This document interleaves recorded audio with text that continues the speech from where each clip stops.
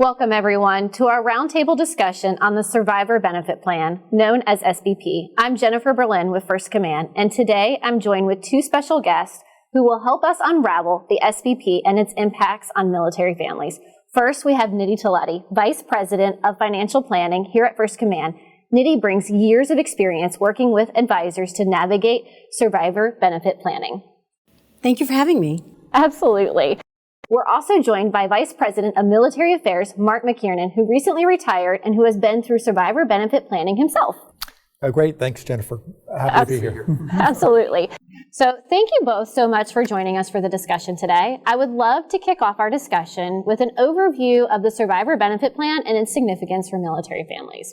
So, Nidhi, could you shed some light on the purpose of the SBP? Yes, happy to talk about it.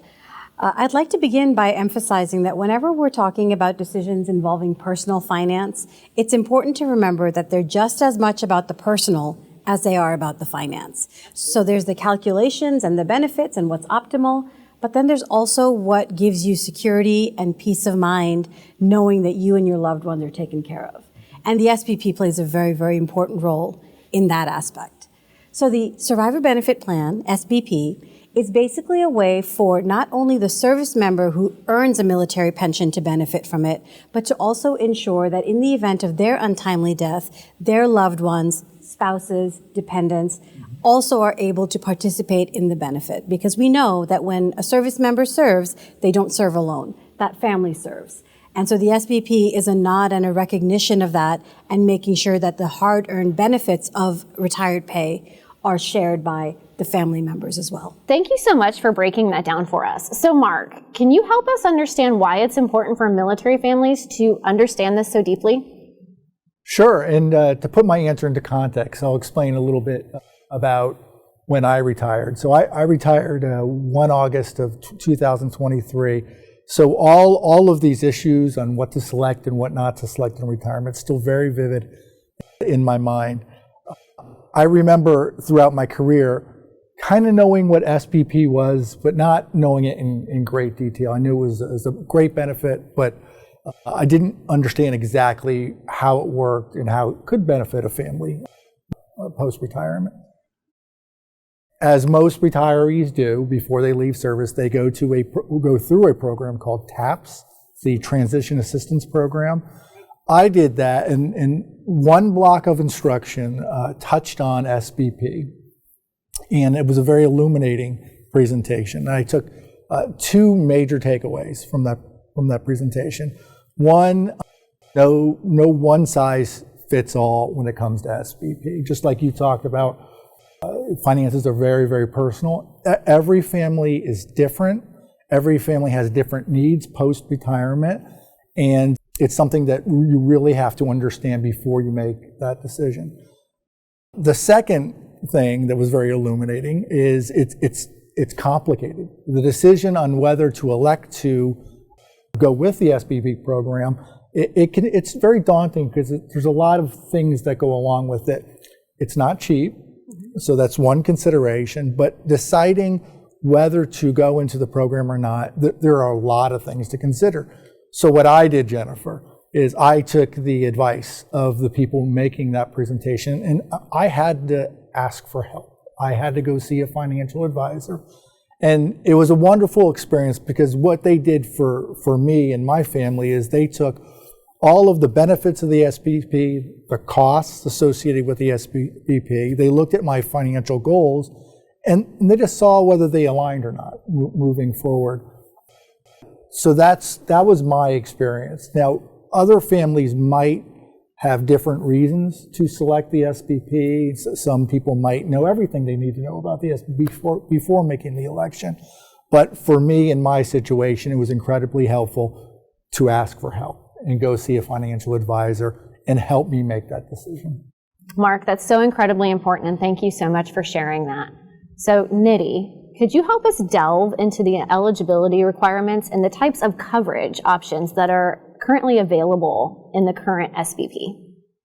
Yes, so let's talk about what SBP is and who can participate, right? That'd be great. So SBP is an aspect of military retired pay. So obviously we're talking about those who retire from service. So whether you're in the legacy high 36 retirement system or you're in the current blended retirement system. So once you complete 20 years under either program, that's when the service member becomes eligible to start receiving retired pay, which is their pension income.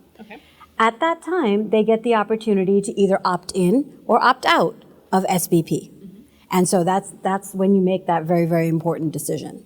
When you opt in, you're basically agreeing to take a portion of your retired pay and to pay it as premium. So you don't actually have to send a check, you don't have to make the payment, it gets deducted and you receive the rest as your pension benefit.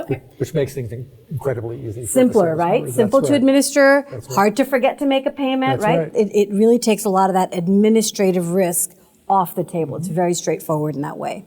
Now, whatever the retiree is receiving as their benefit, in the event of their passing, their survivor is not eligible to receive the whole thing. The maximum they can receive is 55%. They could opt for lower levels, but the highest they could receive is 55%. Retired pay is indexed to COLA, cost of living adjustment. So it increases over time based on inflation to keep up with the cost of living. The great thing about the survivor benefit plan is that it also is indexed in that same way. So over time, as things get more expensive, that benefit does grow in line with those cost of living adjustments. So that's a very, very powerful aspect of the program. When you do choose to enroll, the enrollment is automatically at the highest level, the 55% that we talked about, unless you opt to go lower. And when you do enroll, you have to designate who the beneficiary is. So often it'll be a spouse, but not always. It can be a former spouse, it can be children, it can be a whole category of other dependents that you've elected based on, again, the needs of the family and the personal situation. So thank you for that, and that's a lot of great information. It's essential to understand the benefits that come with the SBP. Could you both take a second and walk our viewers through some shared insights of more potential benefits of this program? So we talked about a couple of them, right? One of the biggest risks that we all face financially is that our income is what's driving almost all of our goals, right? We go to work, we bring home that paycheck, and that paycheck funds just about everything else. So if something happens to you and you don't come home the next day and that paycheck goes with you, well, retired pay is a form of paycheck that's coming into the household.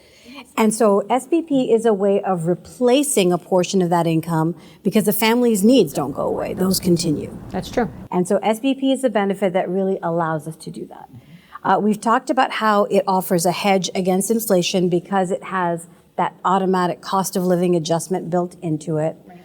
And then there's a lot to be said for the security and peace of mind that comes with knowing that something like that is in place. SBP is not the only way that we can create that for our families, but it is a very powerful one that's not available to everybody. It's only available to retired service members who have that pension benefit to begin with.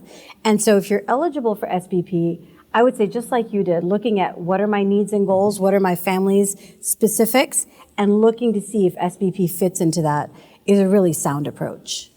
Now, as far as benefits go, I may head in a little bit of a different direction than you went. For me and my family, one of the greatest benefits that the SBP gave us was simply a peace of mind, which is awesome, and it is huge. Moving into retirement, I would wager that most people feel anxiety about not knowing what's going forward. And so this piece of the SBP, it just gave us a peace of mind. And there was one less thing for us to worry about. And frankly, it let us sleep better at night, knowing that we had this benefit should something occur to me post-retirement.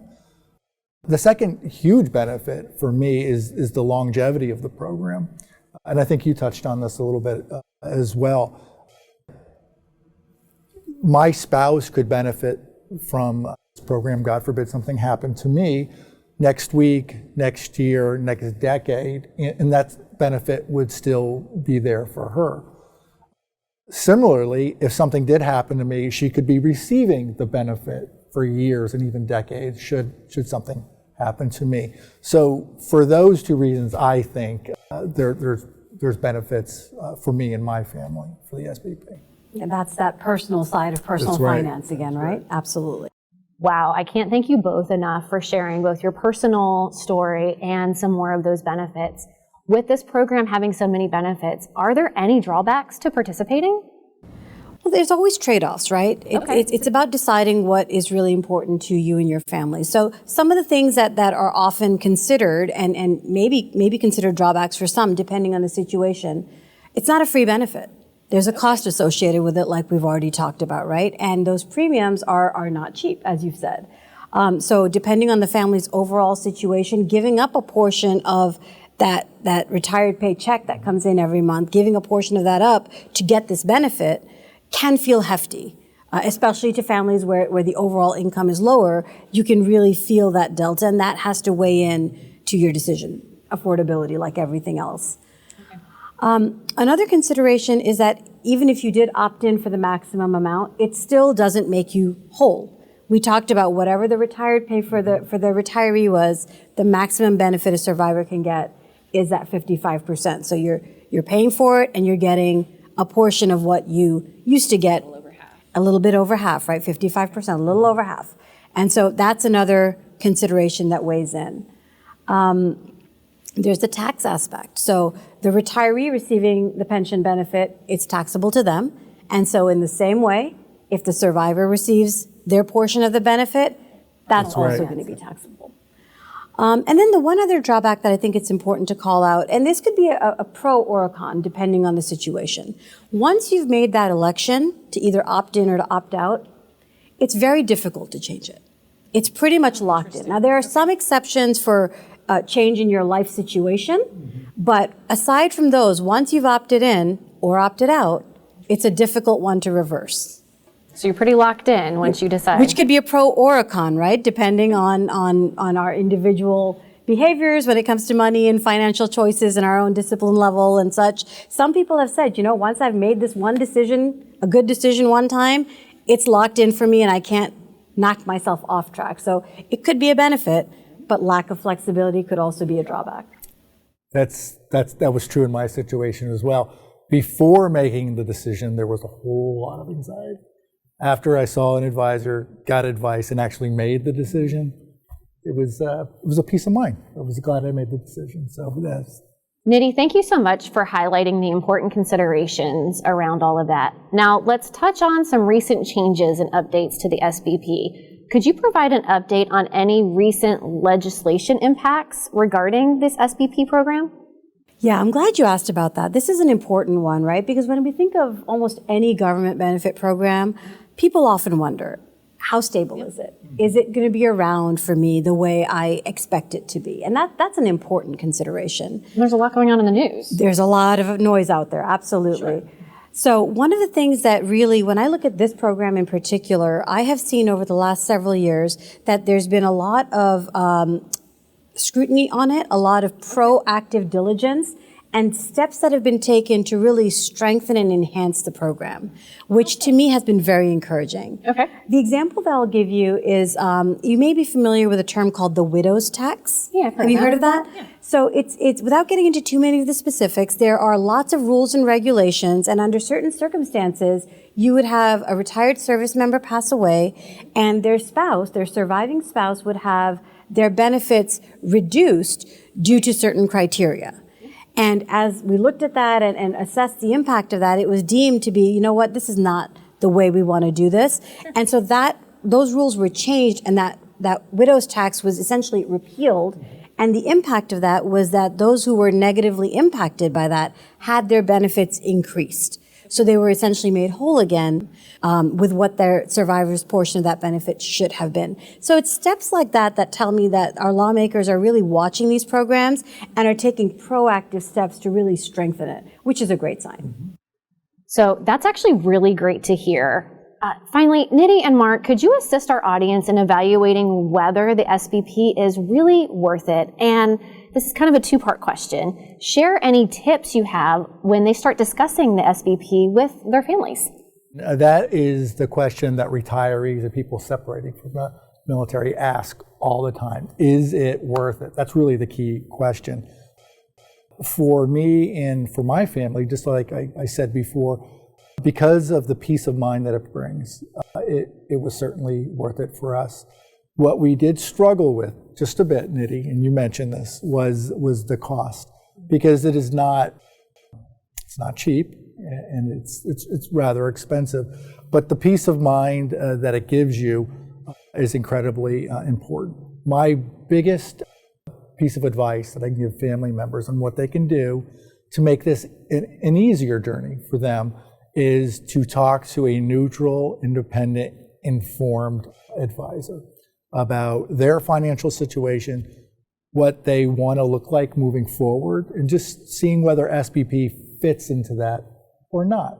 For some folks, it might. For some, it might not.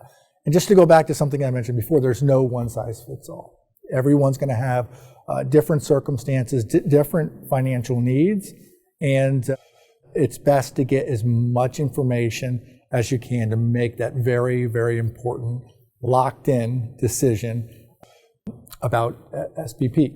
Information is power is really the best advice I can give. And peace of mind. And peace of mind. That's right. I agree with everything you said. I think you're spot on with that. A program like this is very powerful in my mind because it's tied to life expectancy. And we live in an era where people are living longer and longer than we ever imagined. And so a very common thing that folks worry about in retirement is running out of money. But when you have an income stream that's tied to your life expectancy, it takes a little bit of that risk off the table. So it's a very reassuring component in that way.